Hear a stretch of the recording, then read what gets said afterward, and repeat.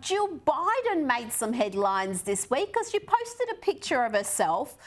We'll have a look at it here with the caption, "Prepping for G7." Now, that's interesting. Well, that's not Jill Biden at all. Where's Jill? I thought Kamala was the unofficial president, Caleb, not Jill. No, you're right, it's not Jill, it's Joe Biden in a wig. He's transitioning now. We can't criticise him for that, you know that. No, but I mean, this is just bizarre stuff, isn't it? I mean, Jill Biden putting up her photo, she is the wife of the president, saying that she's prepping for the G7. I mean, there's only two things you can think here. One is that Joe is so cognitively out of it that his wife has to do all of his research for him and presumably, write him cue cards or something so that he can walk into meetings and go, oh, Justin Trudeau, yes, nice to meet you, and all this kind of thing. I mean, what the hell? This is just bizarre stuff. And of course, as you say, we all thought Kamala the cop was running the show. Perhaps it's just a cabal of women behind the scenes propping up Joe, helping him go along, but I'm not aware of any other First Lady who would have publicly said that she was preparing to take such a presumably leading role in a world event like the G7. It's just bizarre. It is. And can you imagine the outrage if Melania did that, if she posted a picture of herself saying prepping for G7? I mean, they would be mocking her for weeks, for months probably. Now, we all know that old Joe Biden struggles to get a complete sentence out at the best of times, but perhaps his incoherent ramblings are preferable to this. You know what the Joint Chiefs told us the greatest threat facing America was? Global warming.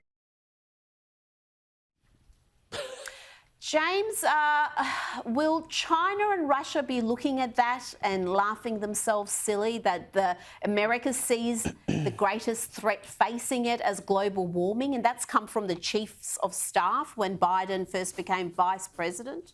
Well, yeah. I mean, look, again, we're going back to that group chat again, and you can just imagine Xi Jinping and Vladimir Putin just laughing at things like that. I mean, honestly, climate change, I think one of his generals actually did come out and say that, no, actually, Russia and China were also important things that they were concerned about as well. But, yeah, climate change, and you got to love that sort of tone that he was taking there. Yeah, no, believe me, yeah. Climate change, yep, that's the one. And you can just imagine everybody there going, looking at each other, we signed up for this? What are we doing here, But, again... Yeah, they're soldiers. They're soldiers. They've signed up to fight for defend their country. They signed up to fight. They didn't, they didn't join the 101st Windmill Division. They didn't, join the flying solar panel squad. It's not what they're in the business of doing. Although, of course, we've seen some of the advertisements that the U.S. military has been doing lately, and maybe the next generation of recruits really are going to be up for that sort of thing. What that portends for America's allies, I'd be a little worried. Oh, gosh, yeah, let's wait and see now. But regardless of how weak Joe Biden is on Russia and China, the US media continue to portray him as a tough guy on the international scene. We'll have a look at that later in the program. But first, the president says the smartest guy he knows is his son, Hunter. What has he been up to, Caleb? Well, of course, in this continuing litany of stuff that comes out of the abandoned Hunter Biden laptop, there emerged these text messages between Hunter and his lawyer. And this is leaving aside all the stuff with Ukraine and whatever. But there are these text messages between Hunter and his lawyer where he continually refers to his lawyer by the N-word. And he's carrying on with all this kind of weird, like they're talking to each other like they're a couple of black fellas in the hood. It's all very, very odd. And of course, if this was anyone else doing it, I mean, imagine if, one of Donald Trump's sons, or Donald Trump Jr. or anyone, it emerged that they'd been sending texts to their lawyers using racially insensitive language. My God, we'd be calling for their head. But it's Hunter Biden. Barely a word from the media. No. Sweep that under the carpet. We don't want to know about his delinquent druggo son carrying on with racist language. I mean, it's just so transparent.